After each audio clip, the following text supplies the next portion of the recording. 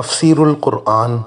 آج کا سبق سورہ آل عمران آیت نمبر 159۔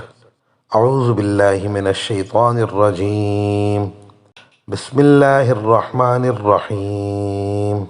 فبما رحمت من اللہ لنت لهم ولو كنت فظا غلیظ القلب لانفضوا من حولك فاعف عنهم واستغفر لهم وشاورهم في الأمر فإذا عزمت فتوكل على الله إن الله يحب المتوكلين۔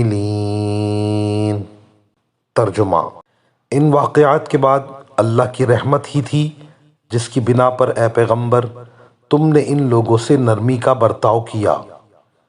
اگر تم سخت مزاج اور سخت دل والے ہوتے تو یہ تمہارے پاس سے ہٹ کر تتر بتر ہو جاتے، لہٰذا ان کو معاف کر دو، ان کے لیے مغفرت کی دعا کرو اور ان سے اہم معاملات میں مشورہ لیتے رہو۔ پھر جب تم رائے پختہ کر کے کسی بات کا عزم کر لو تو اللہ پر بھروسہ کرو، اللہ یقیناً توکل کرنے والوں سے محبت کرتا ہے۔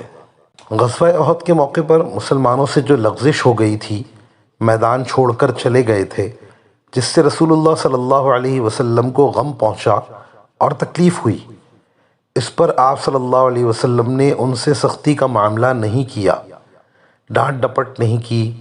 اللہ جل شانہ نے آپ کے ان کریمانہ اخلاق اور آپ صلی اللہ علیہ وسلم کی نرم مزاجی کی اس آیت میں تعریف فرمائی۔ نیز مسلمانوں کی بھی دلداری اور دلجوئی ہو گئی۔ اللہ تعالیٰ نے اول تو 2 مرتبہ اپنی طرف سے معافی کا اعلان فرمایا، جس کا ذکر پچھلے رکوع میں ہو چکا۔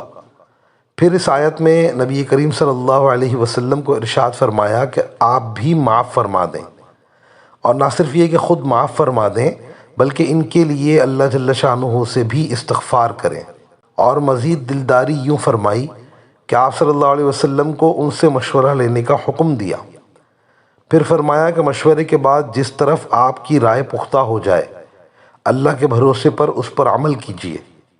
جو لوگ اللہ تعالیٰ پر اعتماد رکھتے ہیں وہ اللہ تعالیٰ کو محبوب ہوتے ہیں۔ وآخر دعوانا ان الحمد للہ رب العالمین۔